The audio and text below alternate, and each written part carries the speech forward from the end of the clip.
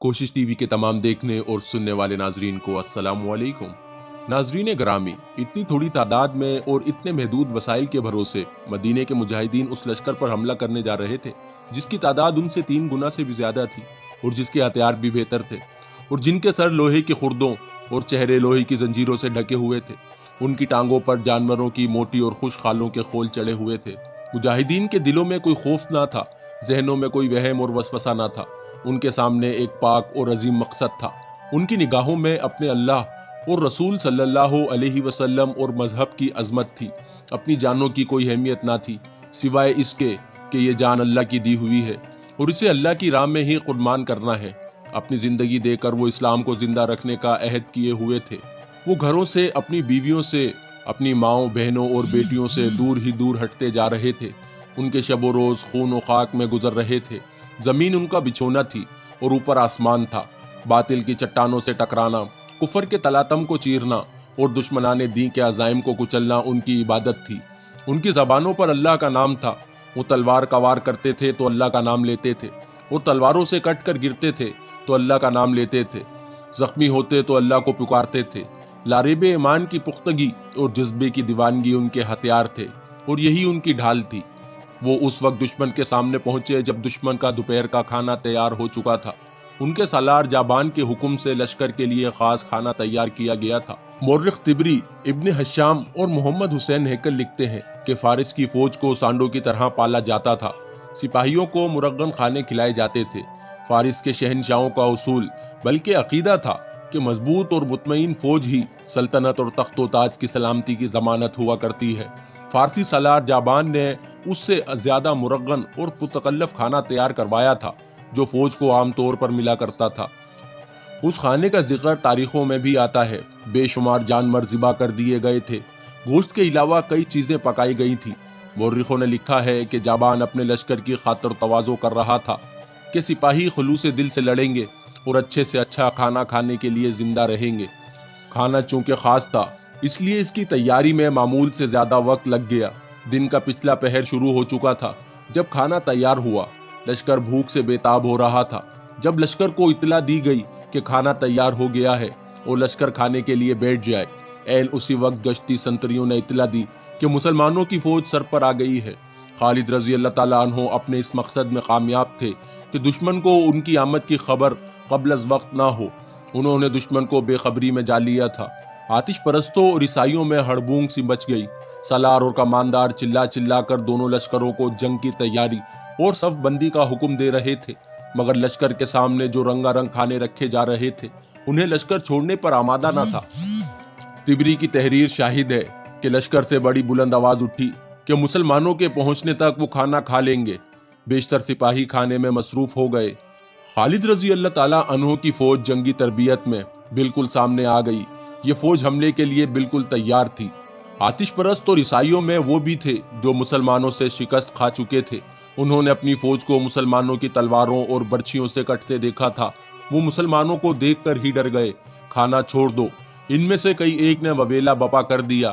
ان مسلمانوں کو موقع نہ دو، کاٹ دیں گے، مار دیں گے، تیار ہو جاؤ۔ وہ کھانا چھوڑ کر لڑنے کی تیاری کرنے لگے۔ باقی لشکر اپنے سالاروں اور کمانداروں کا بھی حکم نہیں مان رہا تھا۔ وہ سب بھوک سے مرے جا رہے تھے، لیکن جنہوں نے مسلمانوں کے ہاتھ دیکھے تھے ان کی خوفزدہ ہڑبونگ دیکھ کر سارا لشکر کھانا چھوڑ کر اٹھ کھڑا ہوا۔ مدینے کے مجاہدین اور آگے چلے گئے۔ خالد رضی اللہ تعالیٰ عنہ انہیں احکام دے رہے تھے۔ دشمن نے ابھی گھوڑوں پر زینیں کسی تھی اور سارے لشکر نے زرہ پہنی تھی۔ جابان نے مہلت حاصل کرنے کے لیے یہ طریقہ اختیار کیا کہ اس دور کے رواج کے مطابق عیسائیوں کے سردار عبداللہ سود اجلی کو ذاتی مقابلے کے لیے آگے کر دیا۔ کسی میں ہمت ہے جو میرے مقابلے کے لیے آئے گا؟ عبداللہ سود اجلی نے اپنے لشکر سے آگے آ کر مسلمانوں کو للکارا۔ جسے میری تلوار سے کٹ کر مرنے کا شوق ہے وہ آگے آ جائے، میں ہوں ولید کا بیٹا۔ خالد رضی اللہ تعالیٰ عنہ نے نیام سے تلوار نکال کر بلند آواز میں کہا، میں ہوں جس کی تلوار تجھ جیسوں کے خون کی پیاسی رہتی ہے۔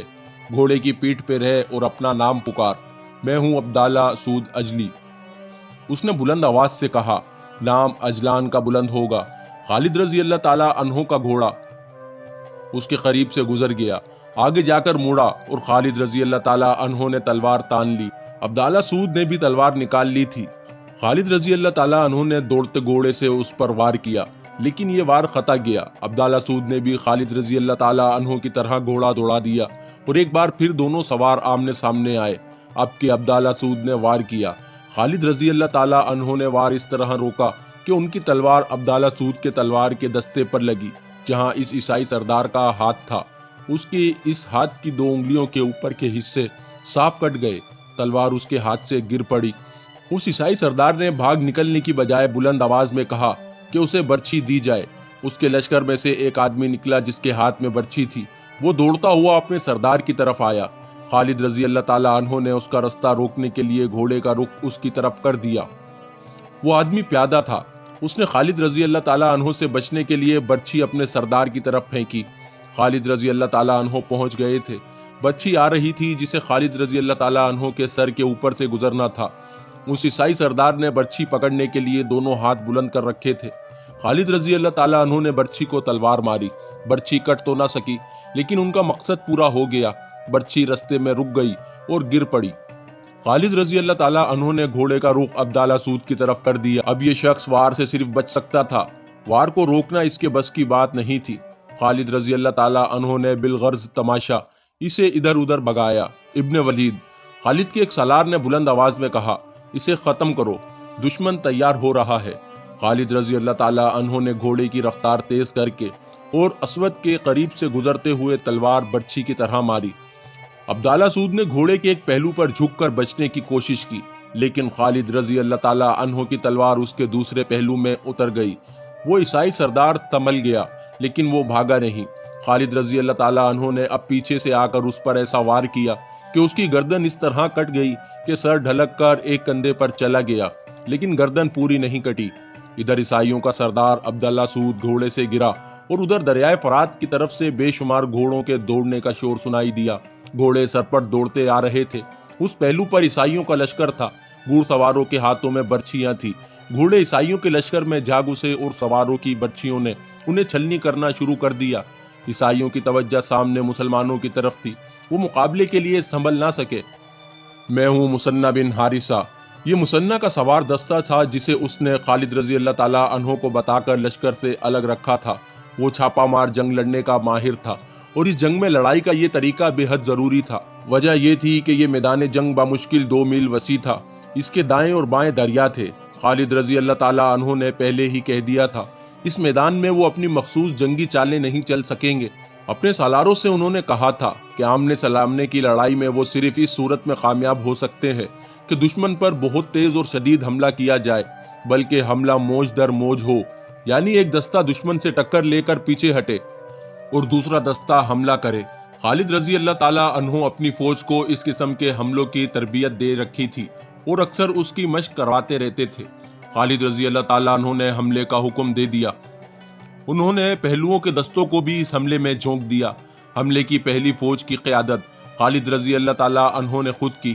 پہلوؤں کے سالاروں عاصم و ردی نے بھی اپنے اپنے دستے کے ساتھ خود جا کر حملہ کیا۔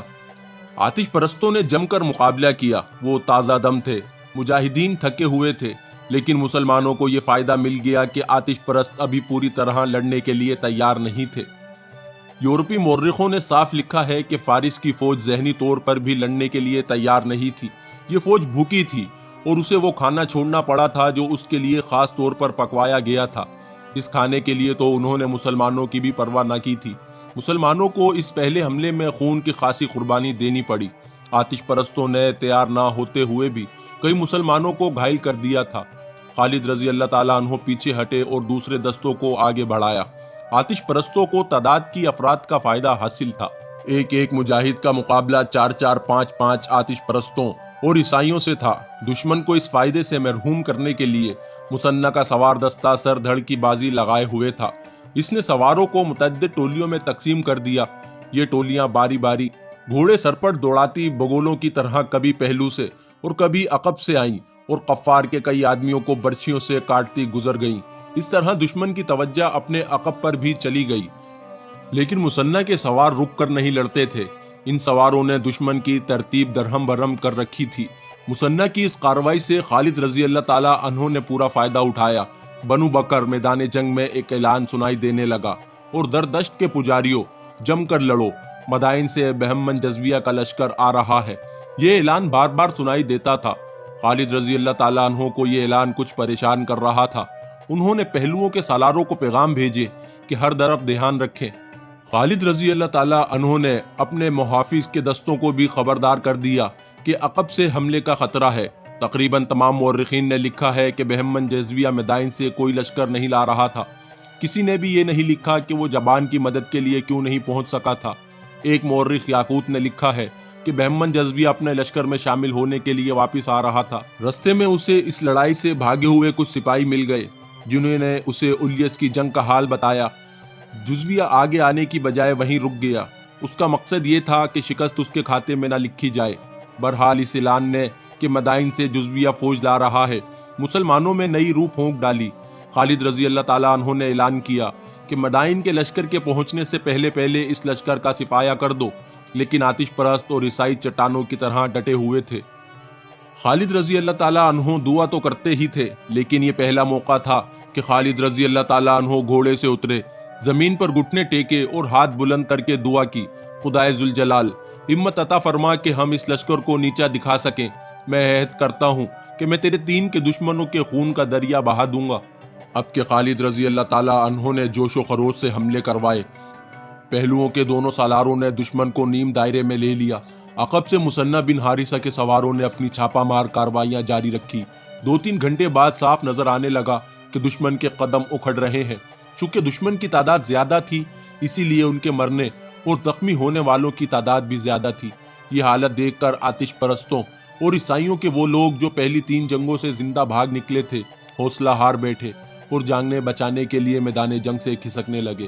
پھر لشکر کے دوسرے لوگ بھی پیچھے ہٹنے لگے۔ یہ صورتحال دیکھ کر مسلمانوں نے اپنے حملوں میں مزید شدت پیدا کر دی۔ پھر اچانک یوں ہوا کہ کفار نے بھاگنا شروع کر دیا۔ تعقب کرو، خالد رضی اللہ تعالیٰ عنہ نے اپنے تمام لشکر میں قاصد اس پیغام کے ساتھ دوڑا دیے اور بلند آواز میں اعلان بھی کرایا، انہیں بھاگنے مت دو، انہیں قتل بھی نہ کرو، زندہ پکڑ کر لاؤ۔ اس اعلان کا کفار پر ایک اثر تو یہ ہوا کہ انہوں نے بھاگنے کی بجائے ہتھیار ڈالنا شروع کر دیے۔ بعض نے خوف زدہ ہو کر بھاگ اٹھنا بہتر سمجھا۔ مثنہ کے سواروں نے انہیں گھیر گھیر کر پیچھے لانا شروع کر دیا۔ جنگ ختم ہو چکی تھی۔ میدان جنگ لاشوں اور تڑپتے اور بے ہوش زخمیوں سے اٹا پڑا تھا۔